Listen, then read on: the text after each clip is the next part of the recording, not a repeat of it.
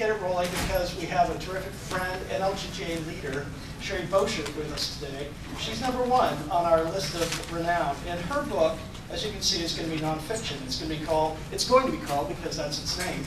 We call it Lisa, but its real name is Plug-in Hybrids, the cars that will recharge America. So everybody give a big shout out to Sherry.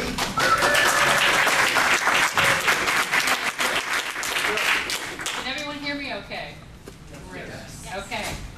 Well, any of you who do know me know that I'm a medical news reporter. That's my profession. So how did I come to write a book about cars? And I just have to note, we have a wonderful lineup of a lot of my gay brothers who've written wonderful books, introspective, illuminating. We'll leave it to the lesbian to write about cars, right? Except that this book is not just about cars. This book is for anyone who is concerned about peak oil and running out of petroleum, who's concerned about smoggy skies and global warming, and who's concerned about national security and our dependence on the countries that control the oil. That's what this book is really about. But I get to it through the cars. How I got into this was sort of roundabout. My partner and I put solar panels on our house in the foggy part of San Francisco in 1998. Once you're making electricity from the sun, you start thinking, gee, what else can we plug in? And at that time, there were thousands of electric cars in California. Has anyone here ever done a story on electric vehicles? Anyone? You did? You and a copy of the movie, Who Killed the Electric Car? Has anyone here seen this documentary? This is an excellent documentary that came out in 2006. I highly recommend it. Available on Netflix. Available on Netflix. They have 40,000 copies. I'm in it for 1 second. Take a good look at me. If you can spot me, you win a free copy of my book. All right? When we started driving our electric car with our solar panels, essentially driving on sunshine, we thought, this is great. Why should we continue doing this? Unfortunately, we weren't allowed to continue doing this. And I tell part of that story, the story that's basically in the movie, I encapsulate in the first chapter of my book. And I want to just read you the opening 15 paragraphs, because I'm not a car geek, I'm a reporter.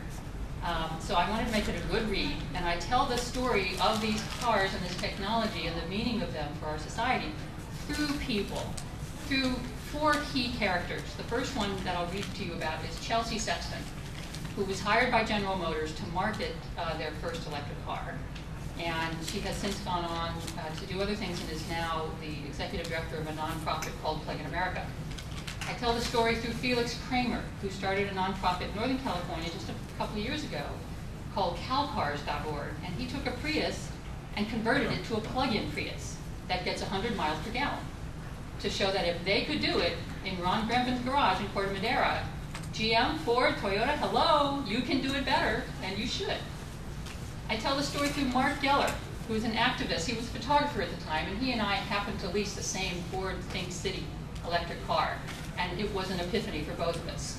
And when Ford made us give it back to be destroyed, we got angry. And Mark wouldn't shut up about it. And so he got Greenpeace and Global Exchange and Rainforest Action Network on board. And when there was a mock funeral held in San Francisco for the Ford thing, Greenpeace took over the Ford building in Norway and basically shamed them through the media. There was an AP story and others that just ran all over the place, and shamed them into stop destroying these cars. And lastly, I tell the story through former CIA Director Jim Woolsey, a neoconservative national security hawk. You have this unusual coalition of the left and the right in America coming together promoting plug-in hybrids. How often do you see that?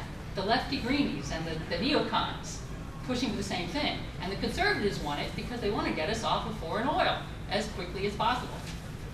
So all of these people are now working together, and I tell their stories. And here's just a sample.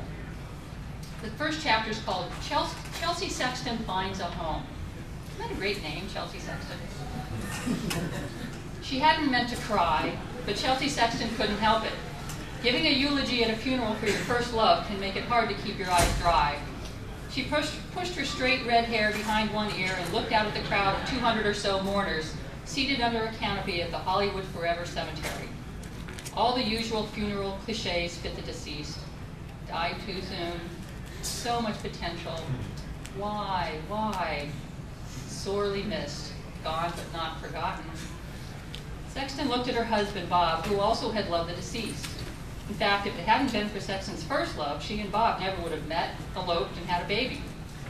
But this funeral represented more than a single death, more than a sentimental loss of a family member. This was the death of a dream. She took a deep breath and spoke. I've come here today to mourn the loss of the EV1. Heads turned to look at the sleek, silver, rocket-shaped electric car, its windshield shrouded in black cloth and a huge bouquet of flowers resting on its hood. Born in the minds of General Motors Corporation engineers in collaboration with a group of avant-garde engineers in Southern California called AeroVironment, the first EV1 debuted in January 1990 at the Los Angeles Auto Show. EV1 had been hand-built in a hurry to make GM look good and was nowhere near ready for production. But Chairman Jack Smith introduced it, saying, "Issues like global climate warming and energy conservation demand fundamental change from all industries and all nations." After the car made a splash at the auto show and in the media, GM quietly put a team together to see if the EV1 could and should become part of its lineup of cars and trucks. American consumers have come to expect that the futuristic prototypes that car companies display with such pizzazz at auto shows aren't real. Nothing they'll ever be able to buy, just dreams, really. They gawk and drool over these possibilities, and then go back to buying the same old internal combustion engine cars that we've had for a century, instead of demanding the innovations dangled before them. One group of Californians in 1990 apparently didn't know that's the way the game is played. The EV1 caught the eye of the California Air Resources Board, a regulatory body searching for ways to meet the state's Clean Air Act and clear its smoggy skies.